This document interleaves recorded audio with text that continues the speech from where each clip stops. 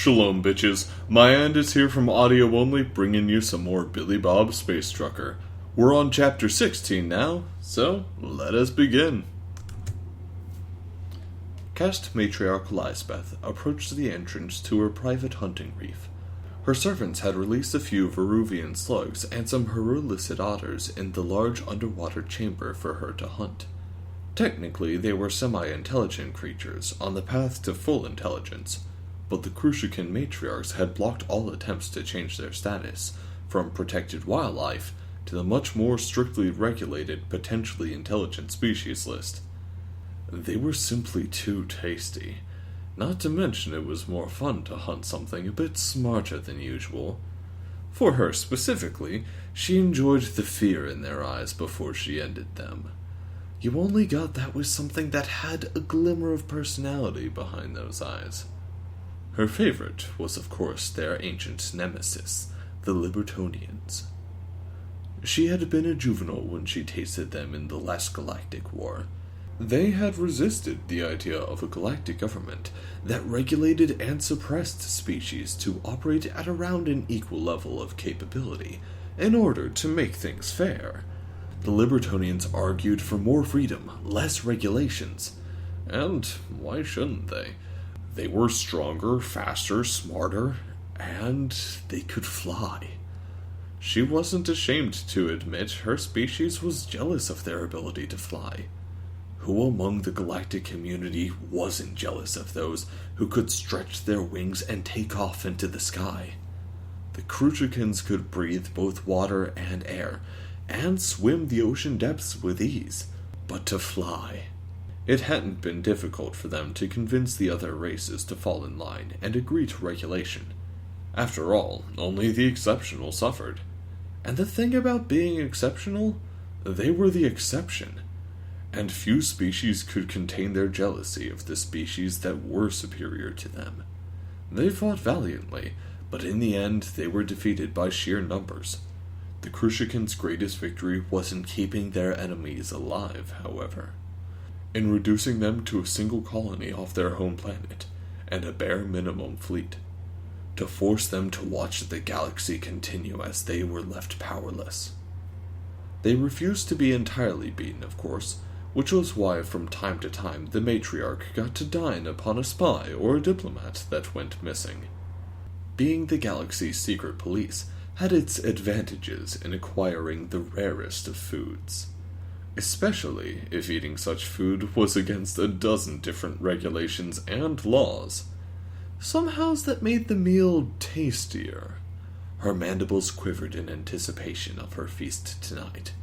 But before she could open the hatch and begin her hunt, she heard her vid screen chime at her. Normally she'd ignore it, but this was the screech of an emergency line. The matriarch hissed in annoyance and moved over to the vid screen, turning it on with one of her foreclaws. "What?" she hissed out, and saw cast leader Cleroy cower for a moment. "I'm sorry, matriarch, but there's been a development with the Libertonian diplomat." All 12 of her eyes narrowed as she examined the vid screen, and the cast leader looking out at her. "The one with a copy of the suppression device, you mean? The one who could possibly end the galaxy as we know it? The one who was traveling alone to try and avoid detection, and should have been captured cycles ago? The one who is trying to make it to the capital for the Grand Council? That diplomat? Is that the diplomat you speak of, Cleroy? As if there was any other diplomat that I've ordered you to track. Is this the diplomat you're referring to? The same diplomat that has found a Death World mercenary that killed a hunter-killer squad and injured cast leader Bleebob?" There was a pause as Kilroy waited, unsure if the matriarch was going to continue. Yes. "Oh, well, now that I know which diplomat you're referring to, what is it?" The Death Worlder is a grave threat, and we can't find them. They haven't been stopping at refueling stations, but the ship only has one pilot. We are unsure how they're avoiding detection, but I assure you we're doing our best to track them." "Clearly your best isn't good enough. Have all available caste leaders in the sector patch into this mission. Criminals, smugglers, pirates, they all take a back seat to this diplomat. Yes, matriarch, but what about the Death Worlder? I think it's a mistake to start moving against their extrasolar colonies. This American subspecies seems to be truly independent of their larger government, which has been cooperative so far. Leroy, I wasn't aware you doubled in size, grown 6 new limbs, 8 eyes, and changed your reproductive organs. When did this happen? The caste leader was clearly confused. I haven't, matriarch. Oh, so you're not a matriarch then? No, matriarch. Then why are you questioning our decision? The council has decided this is the easiest way to end this situation, is to start conquering colonies and threatening to kill these filthy humans until the mercenary surrenders the diplomat.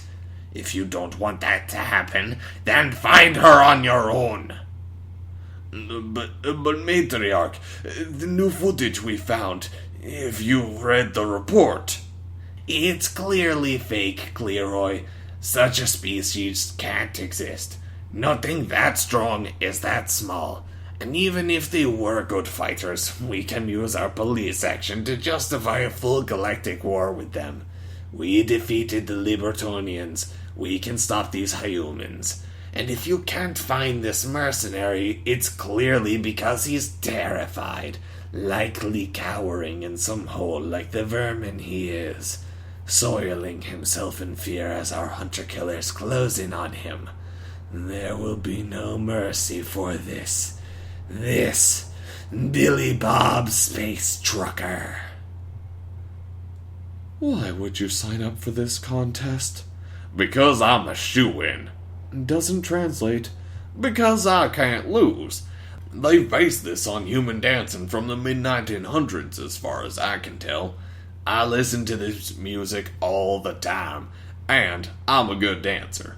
I crushed those space fleckos at the refueling station, remember? I think your translator isn't properly calibrated. Yeah. They were supposed to be good dancers, right? And they got beat so bad they tried to attack me, and I knocked them out flat. Billy Bob, this competition is supposed to be for groups. You'll have to do all the dances solo. You can't tell me that... Oh, right, your species has incredible endurance. Okay. Well, you're supposed to have costumes. Did you think about that? Where are you... Emily stopped, looking around as she remembered they were in the middle of a black market station. You need me to buy you some things, don't you? Please, it's a bit of a rush, but it's simple stuff. I have a few pieces I keep in my truck for Halloween. I just need to get a few items to complete some others. Don't you have money? Most of it went to fuel. I was supposed to get paid in real credits by those space hippies. You should know the space hippies use real credits as little as possible. Hey, I'm new to the galaxy. I know now. Come on, Emily. Please. No. Please, come on. Billy Bob, no. Please, pretty please. With the cherry on top. Come on. I'll let you take whatever we win. Unless it's a trophy. I'll get that. You won't let this go, will you? Not a chance. Fine. But you have to promise to do what I want at the next stop. Yeah, Billy Bob grinned out. Deal. I swear. Whatever you want. Emily sighed out and handed him her trade cube before he turned and rushed off to whatever store he'd found costumes in. She turned to the restaurant and sighed out. The waiter had left their drinks on the table, and she sat down heavily, taking a sip of the hot beverage she ordered. She couldn't believe the energy Billy Bob had. He was downright manic when he discovered something that excited him. If this was how adult humans behaved, what were their children like? She shuddered at the thought. It was a few minutes before he returned with a big smile on his face, and he handed the cube back to her and sat down. She shook her head as he sipped at his own drink. Then he waved the waiter down, asked for a bunch of ice, and once he got it, dropped a few chunks of ice into the tea to cool it off further. Then he drank it all in one go, as Emily stared. How do you drink so much caffeine at once? Don't you get sick? What? No, this is just like one cup of tea. You don't know anything about caffeine until you're drinking a Super Space Extreme Triple Calf Express Mocha with extra cream. What? She frowned and shook her head. I don't know what that is. It's a shit ton of caffeine, sugar, chocolate, and cream. And then usually some whiskey, 'cause that really warms you up. Human diets are so strange. You can just process large amounts of caffeine. Yeah, I mean, I'm drinking regular stuff. I can't drink enough to kill me. Unless I'm like holding it in and my bladder bursts, but that's a dumb way to kill myself. She blinked a bit, her mask blank, as she tried to figure out how to proceed. And you intake capsaicin? Yeah, depending on what kind of food you're eating. Latin stuff, some Asian stuff, but I say stay away from anything made by Indians. As far as I can tell, they're just pissed at how much beef we eat, so they don't actually make food. Then what do they make? They make pure terrorism that leads to gut-wrenching ass explosions that make you feel like you're shitting fire. Emily grimaced. The kind of screaming shits that turns atheists into religious fanatics, begging any god who will listen for mercy. Oh, Billy Bob. What? I'm not the one who tries to pass off that dog diarrhea as food. Billy Bob, stop! She gasped out, two of her hands covering her face and the other two gesturing as she tried to drive the images from her head. She was fairly sure her translator wasn't even getting the right words, but what it sounded like was making her sick. There's no way that's accurate. You've never had Indian food. I'm telling you, those vegetarians can hold a grudge against eating their sacred animal. Stop, enough. You'll make me sick. He shrugged at that and waved over the waiter to order another space tea. Emily sighed out and shook her head as he looked at her. Tell you what, why don't I treat you to some real American cooking? Real classic stuff. The things I had when I was a kid, and my mom wanted me to feel warm and comfy.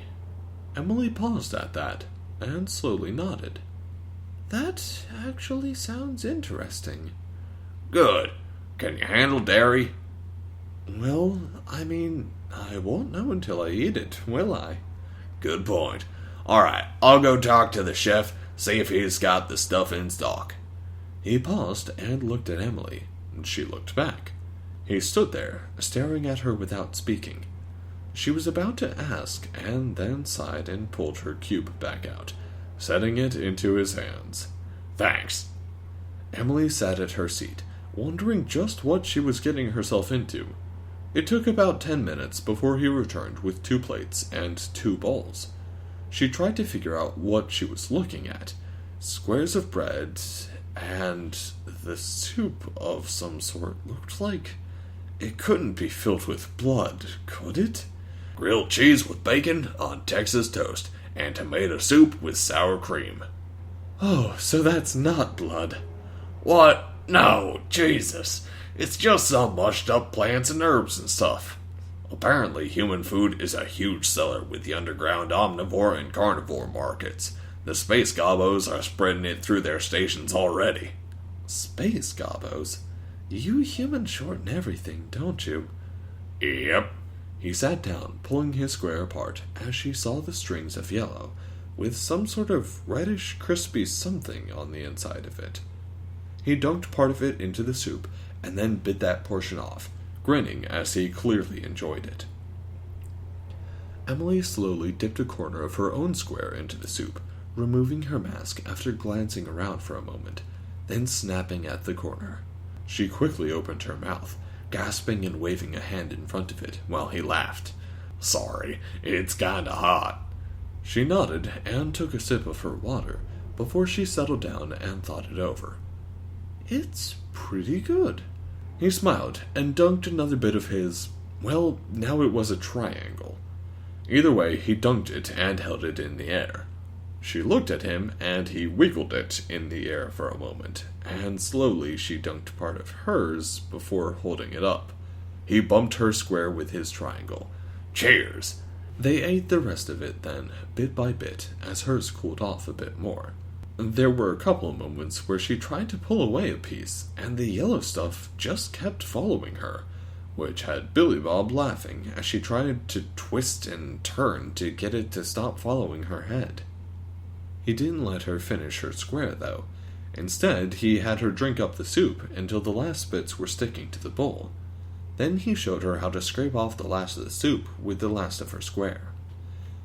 So, that's an American meal. One of them. Classic stuff from when I was a kid. Hell, the first thing I learned to make was a grilled cheese, 'cause microwaving hot dogs doesn't count. He laughed for a moment, and Emily felt rather full and satisfied. Well, if that's your style of cooking, I think I wouldn't mind it. But not all the time. Your meals are rather large for my kind. I'll make you a smaller portion next time, then. Don't want you getting sick. She smiled at that and shook her head. You're full of surprises. Your species is small, yet incredibly strong. Your endurance is off the charts. And your diet. You can fly, fight, and cook reasonably well. She shook her head again. Not to mention you're one of the battle dance species. Well, we aren't really. I just learned how to dance really well because I liked it. We have a few cultures that dance before battle, but they mostly lost the guys who just shoot them instead of letting them finish. Aside from sports, I mean. Not legal to shoot the home team as they dance around. She wasn't quite sure if he was serious or not. What kind of war do you engage in? Total. What? Total war. Mostly. Every so often it's just armies against armies out in the fields and stuff. Worked that way for a while, but plenty of times, and especially after America became independent, nations fought for keeps, destroying everything they couldn't keep, ravishing supply lines, starving whole countries. Fuck, the Russians play for keeps. They burn their own shit just to spite the guys trying to invade them, and people keep trying to invade. They'd burn their own land. And towns, and supplies, and whatever they couldn't take or defend. If they could time it properly, they'd burn it with the enemy advancing into the fire. This from a country that snows for most of the year. Emily frowned at that. Truly. Well, it's fucking cold. -40 in the winter, I think. She balked at that. What? But your species is okay in standard temperatures. Yeah. I mean, California, where I'm from, is often in the low hundreds in the summer. She gasped again. What? Your species survives fine in both -40 and the low hundreds. In Fahrenheit. I'm not sure if your translator's loaded with that or space metric. -40 is actually the same in both. I think the high end would be the space metric. He squinted a bit as he tried to remember. 50? Maybe mid-40s. Oh, yes. That sounds much more reasonable then. Why do you have 2 units of temperature? 'Cause ours is better. What? Then whose? Look, we shouldn't discuss the units of measure used on Earth. It's a sore subject, 'cause the world wants the Americans to change, and we tell them to shove it. Shove what? It. I'll try to explain it later. She shook her head slowly, clearly confused. Then he perked up. Oh, my implant paint. My costumes are ready. Come on, Emily. You gotta come watch me dance.